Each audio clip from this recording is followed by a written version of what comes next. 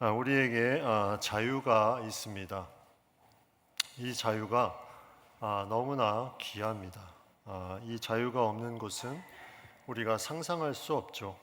이 자유가 우리에게 있기 때문에 우리가 이 자리에 있는 것이고 또 우리가 살아가는 이유가 되는 것입니다.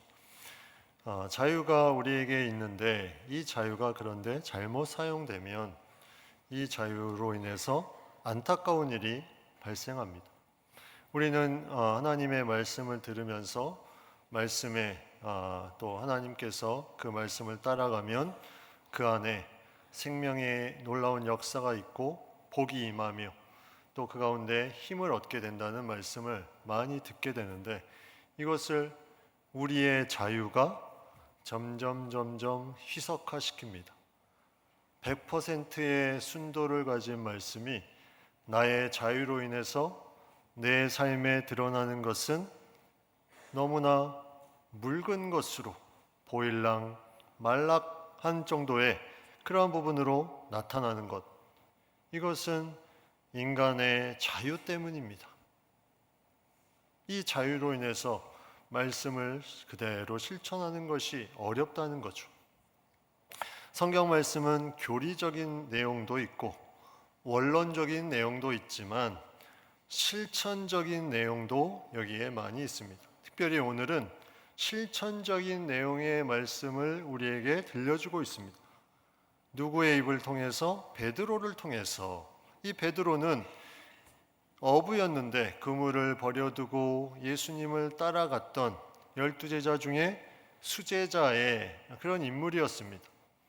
그는 예수님께서 죽음과 부활을 말씀하셨을 때 그런 일이 결코 일어나지 않을 것입니다 하면서 자신의 의를 내세웠던 그런 존재가 베드로였고, 그가 예수님이 잡히실 때 그 종의 귀를 잘라버린 성격이 아주 급한 그러한 사람이 이 베드로였습니다.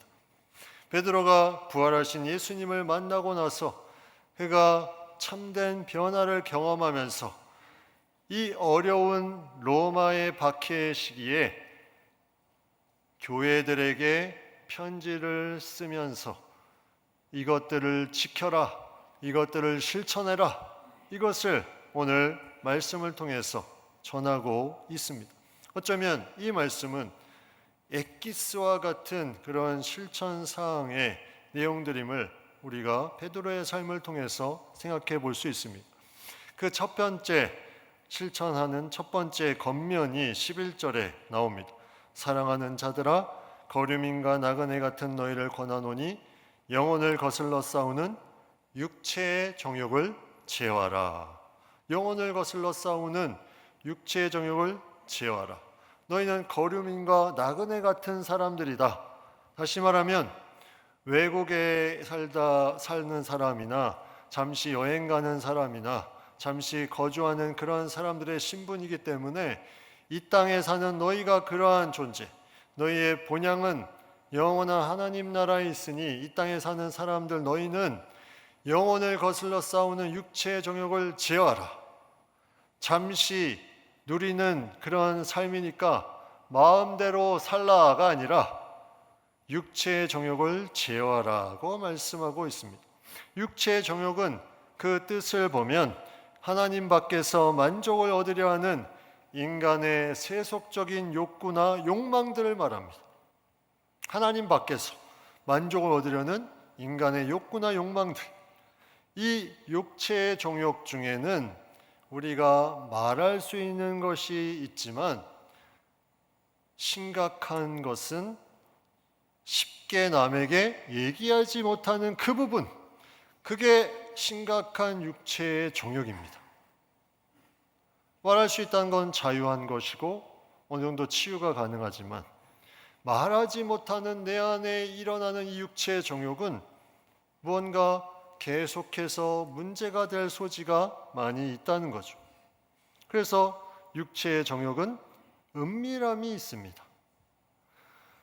야고보서 1장 15절 말씀에 욕심이 잉태한즉 죄를 낳고 죄가 장성한즉 사망을 낳느니라. 성경에 이 정욕에 대한 말을 다른 단어로 똑같은 헬라어를 사용하고 있는데 사욕, 탐심, 욕심 이런 단어로 쓰이고 있습니다. 야고보서 1장 15절에도 욕심이 바로 정욕과 같은 헬라어 단어를 사용하고 있는데 정욕이 욕심이 잉태하면 죄를 낳고 죄가 계속 쌓이면 사망을 낳는다. 여러분, 사망이 무엇입니까? 창세기에 하나님께서 너희가 선악을 알게 하는 저 나무의 열매를 먹으면 반드시 죽으리라. 이게 사망입니다. 하나님과의 그런 좋은 관계가 단절되어지는 그런 관계, 그것이 사망. 무엇으로? 육체의 정욕이 죄가 되면, 죄가 장성해서 이것이 사망이 된다는 거죠.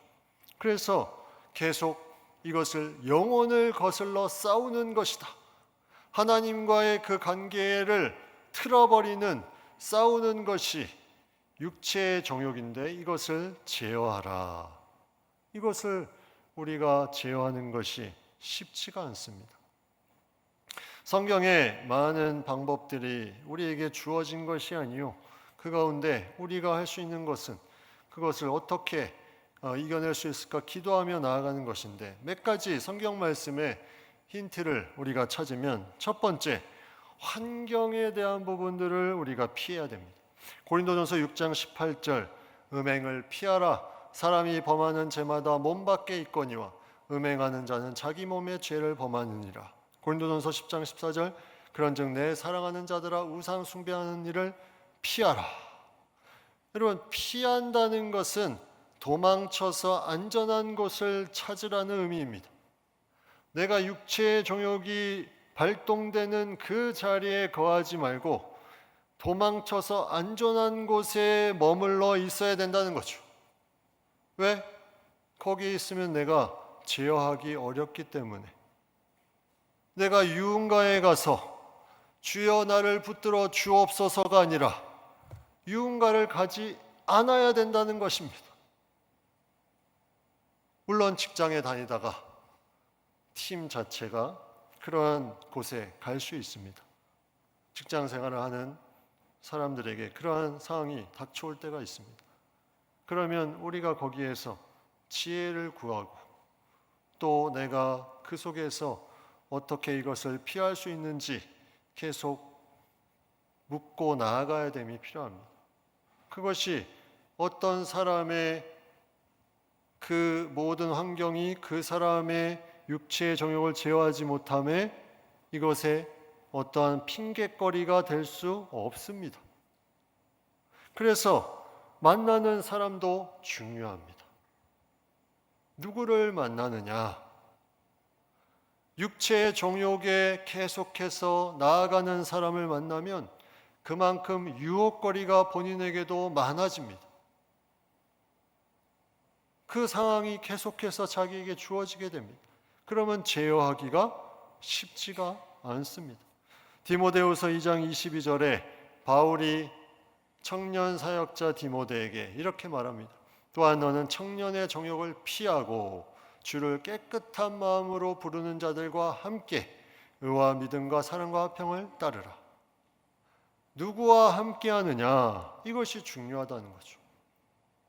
이렇게 삶에서 환경과 사람에 대한 부분들, 이것들이 우리의 육체의 정욕에 대한 부분들을 계속해서 발동시키는 그런 부분들이 나타나면 그것을 피할 수 있어야 된다. 그런데 혼자 있을 때도 육체의 정욕은 발동합니다. 우리의 마음 속에, 우리의 생각 속에 이 육체의 정욕이 발동할 때가 있습니다.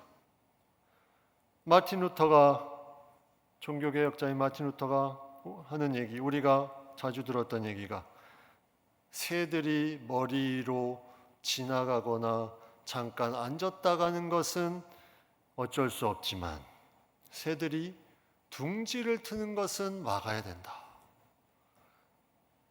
육체의 정욕을 불러일으키는 생각들이 스쳐 지나갈 수 있지만 그것에 둥지를 트는 것은 막아야 된다. 여기에 중요한 한 가지 우리에게 말씀을 통해서 들려주는 인물이 바로 다윗이라는 인물이죠. 다윗은 왕으로서 침상에서 일어나 왕궁 옥상에서 거닐다가 밧세바가 목욕하는 장면을 보게 됩니다. 성경은 심히 아름다워 보였다고 기록하고 있습니다. 이게 새가 지나가는 거예요. 잠깐 앉은 겁니다. 그런데 다윗은 전령을 보내서 그 여자를 데려오라고 합니다. 이게 뭡니까? 새가 둥지를 틀게 만들어 버렸습니다. 그래서 다윗이 회개하는 기도에 구원의 즐거움을 회복시켜 달라. 사망에 이르게 된 것입니다. 하나님과의 관계, 그것이 끊어져 구원의 즐거움을 회복시켜 주옵소서. 정직한 영을 새롭게 하옵소서. 이처럼 육체의 정욕이 하나님과의 관계성 속에 영혼을 거슬러 싸웁니다. 계속 싸우고 있습니다. 이것을 어떻게 우리가 해나가야 되는가? 육체의 정욕을 제어하는 것, 이것이 우리의 실천사항으로 베드로가 권면하고 있는 첫 번째 내용입니다.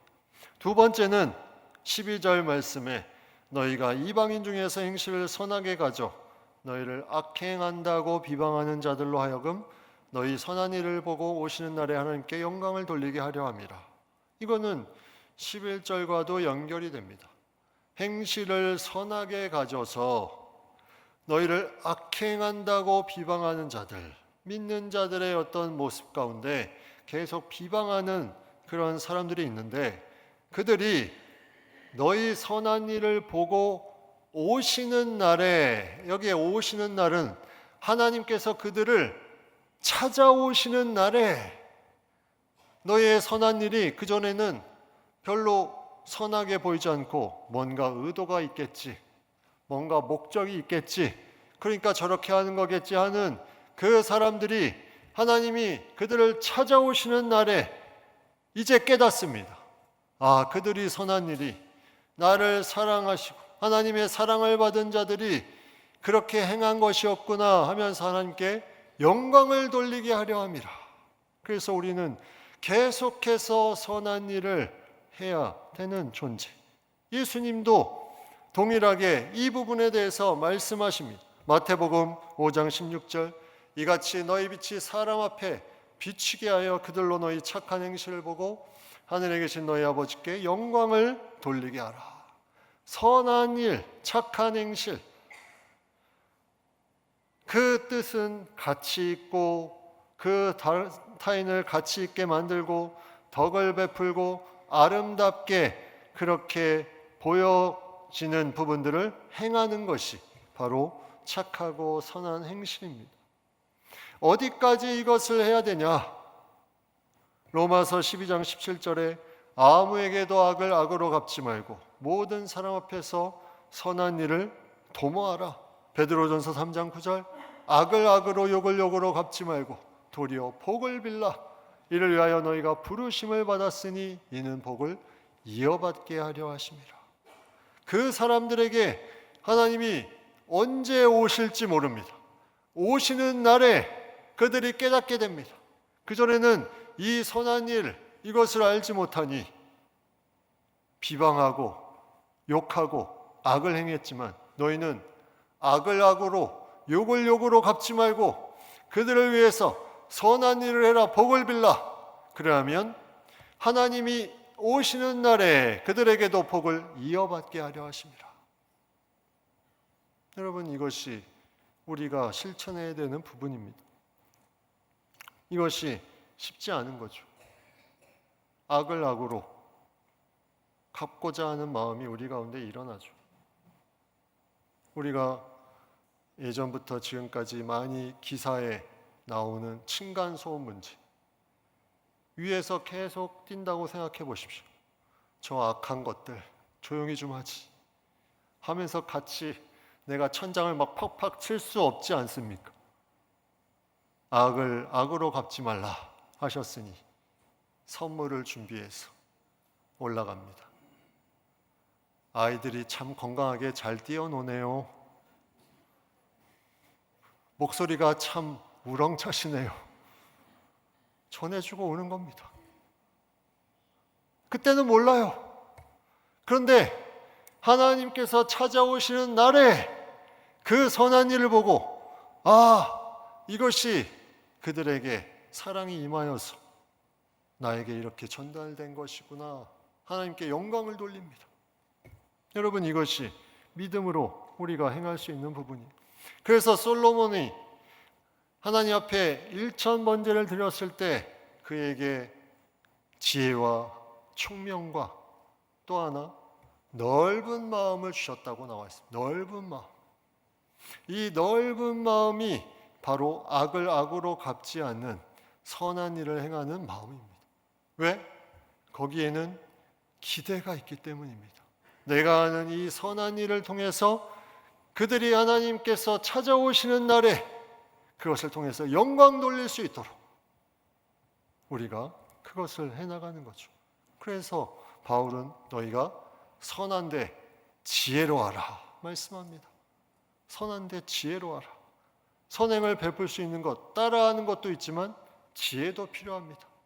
악을 행하는 데는 미련해라. 선을 행하는 것에 지혜로워할, 이것이 아름답게 나아갈 수 있는 그런 부분임을 말씀하고 있습니다. 세 번째 권면은 13절에 이렇게 말합니다. 인간의 모든 제도는 주를 위하여 순종하되, 모든 제도를 주를 위하여 순종하되. 우리가 사는 이 사회의 제도, 나라와 사회에 있는 제도를 순종합니다. 이게 실천 사항입니다. 누구를 위해서? 주를 위해서. 주를 위해서 실천하는 것. 그런데 여기에 모든 것에 대한 부분이 아니라 그 조건이 14절에 이렇게 나옵니다. 악행하는 자를 징벌하고 선행하는 자를 포상하는 제도.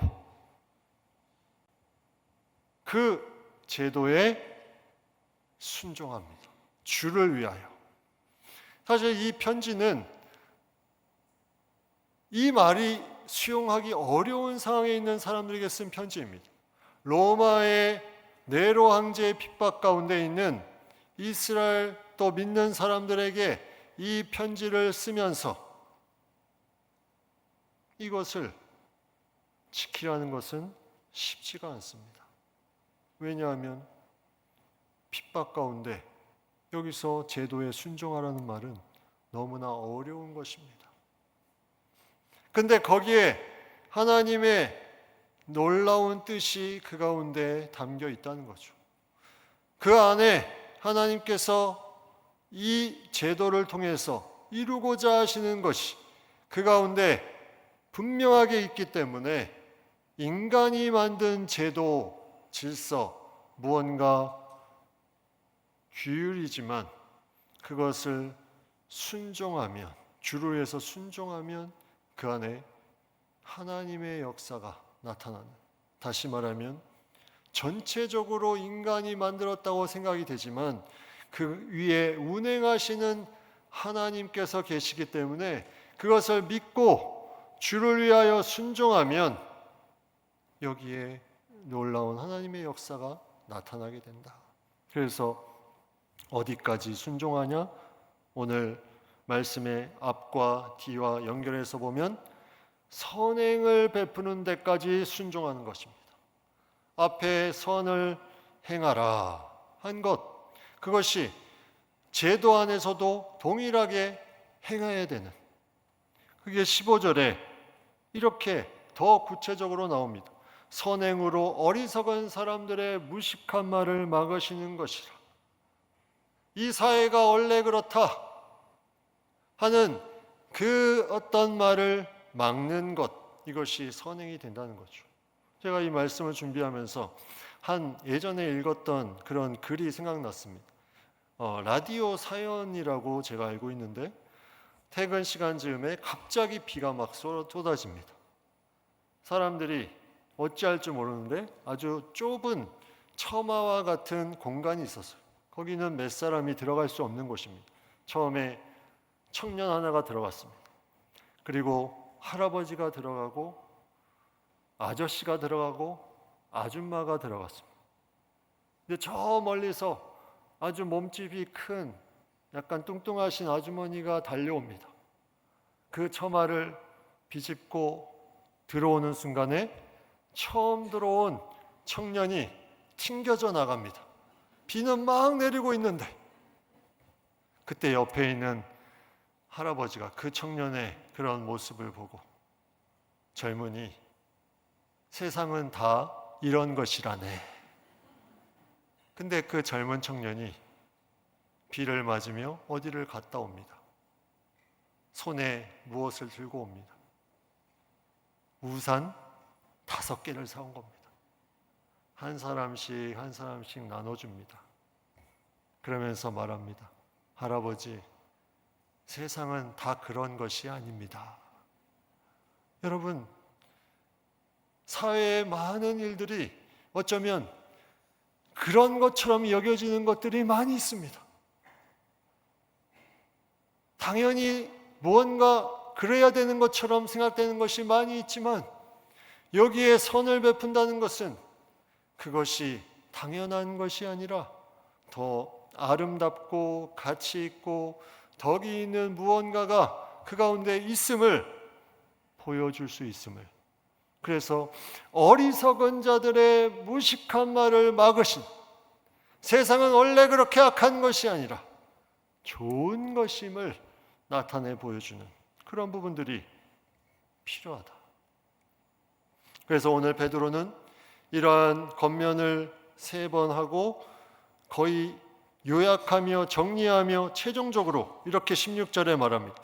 너희는 자유가 있으나 그 자유로 악을 가리는 데 쓰지 말고 오직 하나님의 종과 같이 하라. 하나님께서 이 자유를 우리에게 귀한 선물로 주셨는데 이것으로 악을 행하는 데 쓰지 말고 종과 같이, 하나님의 종과 같이 하라. 예전에 어르신들이 기도할 때 하나님의 종을 붙들어 주옵소서, 또 더 나아가서 종님들을 붙들어 주옵소서. 왜 그랬을까요? 하나님의 종은 목회자라고 알고 있기 때문에 그 인식이 강했습니다. 그래서 그렇게 기도했지만 오늘 이 하나님의 종과 같이 하라, 누구에게 쓴 편지입니까? 베드로전서 1장에 보면 곧 하나님 아버지의 미리 하심을 따라 성령이 거룩하게 하심으로 순종함과 예수 그리스도의 핏부림을 얻기 위하여 택하심을 받은 자들에게, 택하심을 받은 자들은 다 그 자유로 악을 가리는데, 악을 가린다는 것은 악을 행하는 것을 말합니다. 악을 행하는 것에 쓰지 말고 다 하나님의 종과 같이 하라. 그러면 택함 받은 자는 다 하나님의 종이 되는 것입니다. 하나님의 종, 하나님을 드러내는 사람이죠. 우리가 실천하는 것이 어렵습니다. 그런데 자유로 하나님의 종과 같이 하는 것, 이것이 어렵지만 여기 안에 하나님이 주시는 인간의 원래의 모습이 있다는 거죠. 제가 영적 전쟁 성경 공부를 하면서 질문을 던졌습니다. 여러분, 자유가 없고 악이 없는 것이 좋습니까? 악이 없으면 뭐 육체 정욕 이런 거 뭐 다 필요 없겠죠. 악이 없으니까. 자유가 없고 악이 없는 것이 좋습니까? 자유가 있고 악이 있는 것이 좋습니까?